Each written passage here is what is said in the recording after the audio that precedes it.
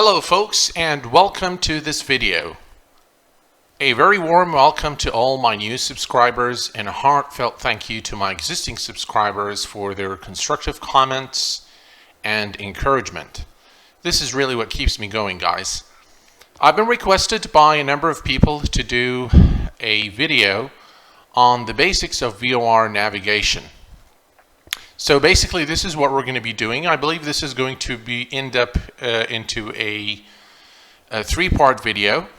Part 1 we will cover the flight planning, and part 2 we will jump into a general aviation aircraft to understand how to set up the radios, and finally in part 3 we will do a full flight from Fresno Yosemite to Los Angeles International in the Flying JSON 737-200 using VOR navigation.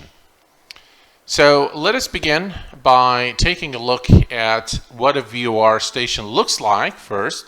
By the way, VOR stations use short-range, high-frequency VHF to basically broadcast its position, and a appropriately equipped aircraft will be able to identify that radio by tuning the nav frequency to that radio frequency. And we will be looking at that in some detail in part 2 of this video. So this is basically what a VOR station looks like. Very basic kind of a setup. I'm not going to get into how a VOR station works, but this is what it looks like. If you're interested, you can definitely go to, you can Google it and learn a little more about how it works. But this would be beyond the scope of this video. So this is basically what it looks like. Now I've done some searching and I found a very cool website that will basically plot your route and will give you all the radio frequencies for your flight plan. So for the purpose of our video, we're going to fly from Kilo Foxtrot Alpha Tango, and we are going to be going to Kilo Lima Alpha X-Ray, which is Fresno to LA. And you just select VOR nav, and then you specify flight level, which I believe we will do maybe flight level 150 for our tutorial. And we'll say create route, and they've got some errors here, but that's okay. This is basically what you get. You get all the fixes, you get all the frequencies, you've got all the headings and the courses that you need to set for each one of these fixes, and of course you get the names here. Not only that, but also you get the initial direct heading to the first VOR station, and you get a nice map that shows basically your flight path from the departing airport to the arrival airport. Now this is extremely nice and this can work. So to visualize this in a kind of a more detailed way, we're going to jump into Flight Vector and we are going to enter these fixes to see what it looks like on a real VFR map. So the first thing you do is go to departure and type in your departing airport. Destination is the destination airport, and now you will have basically a flight, a direct route from Fresno to LAX. So what we're going to do now is we're going to go ahead and enter these fixes. So the first one is the Clovis VOR, Charlie Zulu Quebec. And then the second one is the Tully VOR,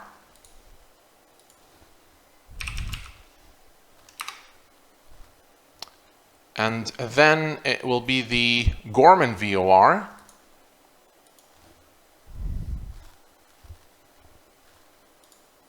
That was okay.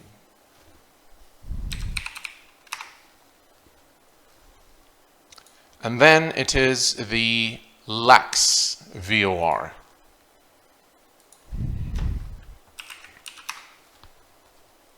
Okay, so first thing first, let us identify what a VOR station, how it looks like on a map. And normally you would find this symbol here, this symbol right here, it denotes a VOR station on a map. Now you can get either this icon or this mark, or you'd get a circle with a dot, and they both basically mean that this is a VOR station. Now if you look at this rectangle here, this is the details of this VOR station. This is the Visalia VOR station, and the frequency of this station is 109.4. And what you see here, these dots, dash, and then dots, this is basically the Morse code that corresponds to this radio frequency. And normally what you need to do when you dial a VOR radio frequency is to identify it, and you should be able to hear this particular Morse code in the aircraft. And we will be simulating this in part 2 of this video. So let's go ahead and take a look at our plan.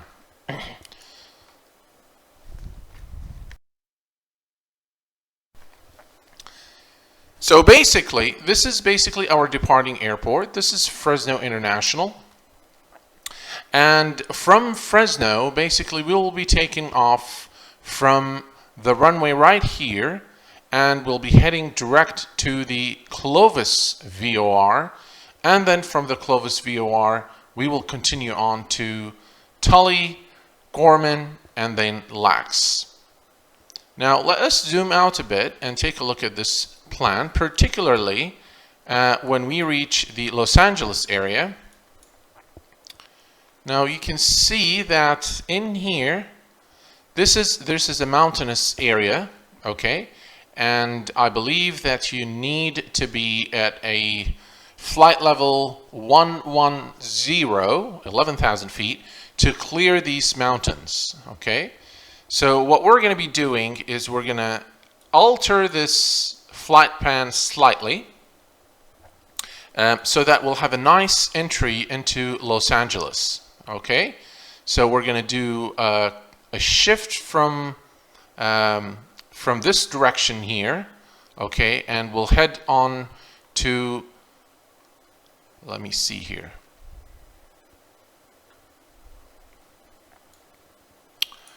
Okay, so this is Los Angeles. Okay, this is the Los Angeles VOR, and we are going to be picking some station around this area. I believe the Ventura VOR would be a suitable one for us to make a nice entry into Los Angeles. So what we're going to be doing is after Gorman, instead of going to Lax direct, we're going to basically Ventura, and Ventura is the V short code VTU. Okay. All right, so as you can see, the plan has been immediately updated. So after Gorman, we are going to go ahead and intercept the Ventura radio, and then from the Ventura radio, we will intercept the Los Angeles VOR, and that will be the end of our flight, basically. Now, one thing before we conclude this first part of the video is that we need to basically get some information about the Los Angeles, the runway of choice that we're going to land to, and okay, let me assume this is okay. So basically, I believe this is runway 7 left, right here. In Los Angeles. So what we need to do is we need to basically look at the airport charts to get some information that is required for our landing. One would be the ILS frequency for runway 7 left, and the second thing is the altitude at which we need to be at to intercept the localizer.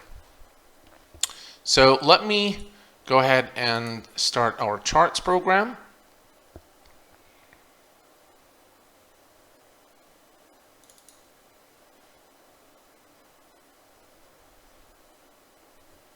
Okay, so we are there, and let's find KLAX. And let's go to runway ILS runway 7 left. Okay, this is the chart for runway 7 left, the ILS or localizer. The frequency is 111.10, and basically we need to be at 3,000 feet to intercept the localizer. And this is all, of course, there are a lot more information in this chart, but as I've indicated in the beginning, this is the very, very basics of VOR navigation. So this is everything that we basically need for our flight in terms of planning. I will see you in part 2 inside the General Aviation Cessna to go over radio configurations. Take care, and I will see you in the next part.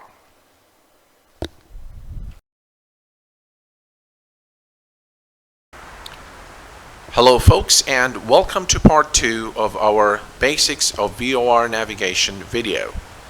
We are at Fresno Yosemite International, and this is going to be our departing airport for this tutorial. Now, whatever we learn in this general aviation aircraft in terms of setting up the radios applies to any other aircraft. There are of course minor variations, but the basics are really the same. So what we're doing is looking at how we configure the radios. I'll learn a little bit about how we can navigate and basically verify our position relative to the VOR stations along our flight path. So without further ado, let us go ahead and begin our tutorial.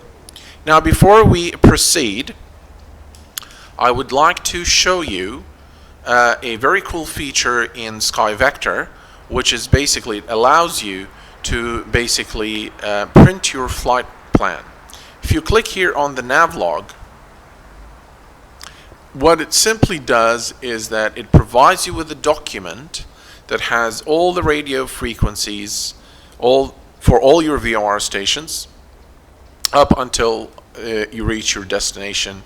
It gives you some useful information about the altitude for the route and the destination from one VOR station to the other. My recommendation is that you basically save this to your cloud-based storage, whether it's Dropbox or OneDrive or whatever, and so that you can access this through your iPad or your smart basically tablet for easy reference during your flight. For the purpose of our tutorial, we're simply going to flip back and forth where needed to copy these frequencies. And so the first frequency that we need to dial is the 112.9, which is the Clovis VOR. So let's jump back into X-Plane, and let's jump into the airfoil Cessna, and let's turn things on here so that we can start basically configuring things.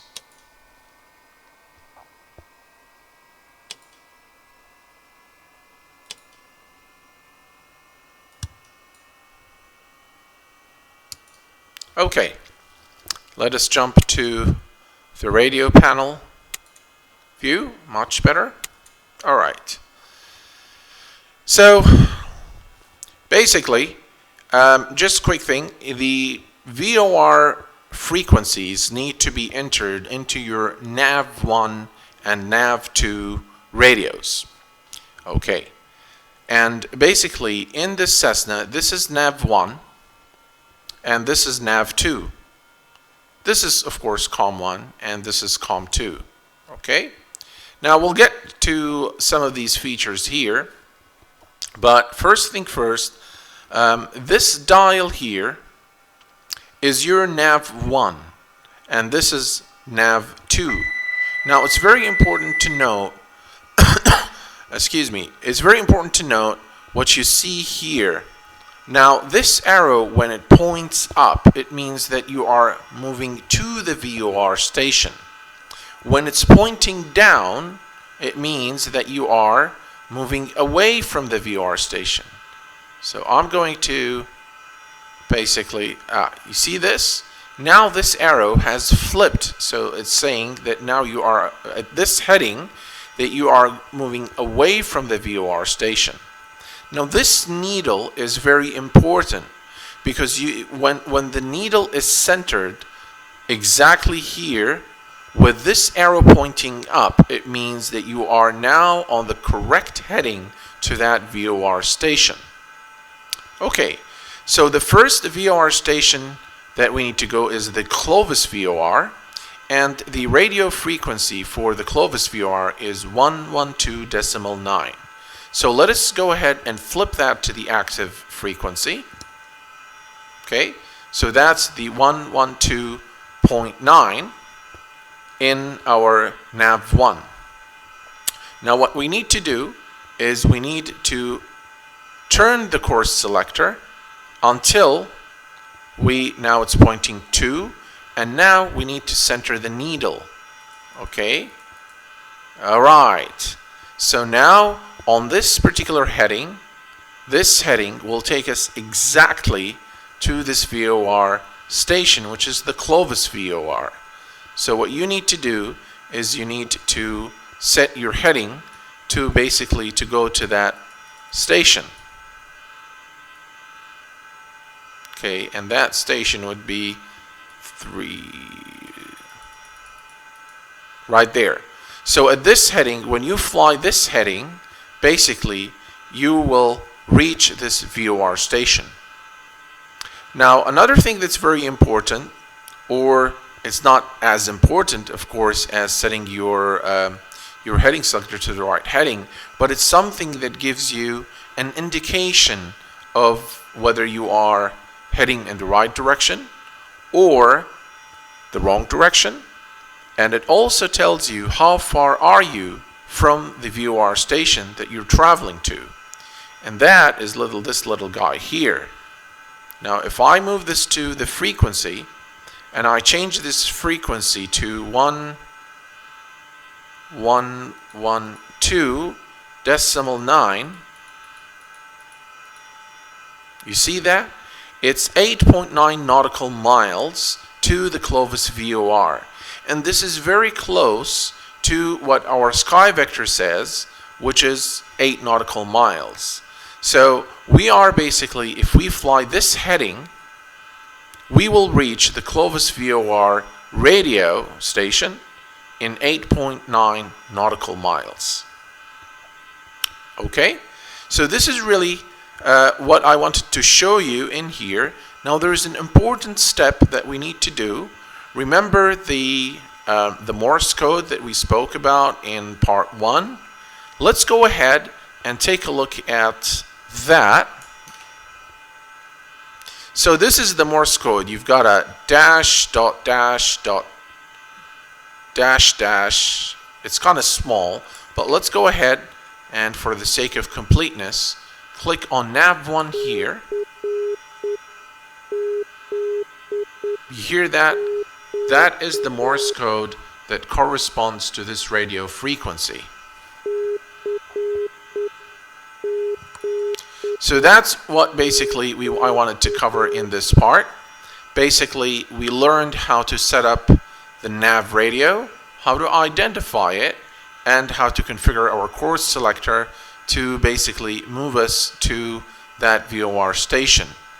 Now, it's always a good idea to do as much work before you depart as possible to minimize your cockpit work.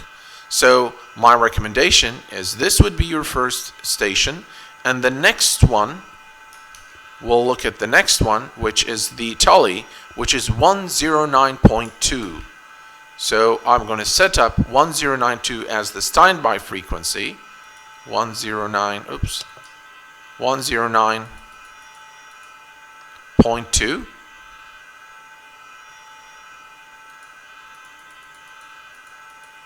And now this is configured for the Tully VOR. And then in Nav 2, what we can do is also we can set up the next 2 radio stations. So we've got 116.1. So we have 116.1, and we'll make that the active frequency. And do you see this now? You see how this has changed? Okay. And we also now can set up the next one, which is the Ventura radio, yes, at 108.2. 108.2. Oops. Okay, so basically for the first 4 VOR stations, the only thing we need to do is flick back and forth between the radio stations, and we will be able to basically reach the Ventura VOR. This is really what I would like to cover in this part. So this concludes part 2 of this video, and I will see you guys in part 3 in the FlyJSIM 737-200, and we'll do a full flight from Fresno Yosemite International to Los Angeles International. Until then, take care.